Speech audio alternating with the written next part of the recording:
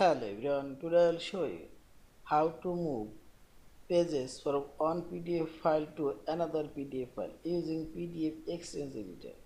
Open your first PDF file and also open second PDF file, and I'll move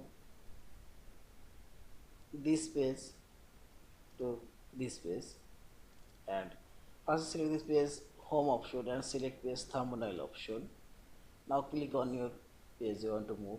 Now click right button and select here cut option and go second PDF file, and similarly select your page thumbnail option, and where you want to put your page select this page and select here paste, and see this page now move, and see this.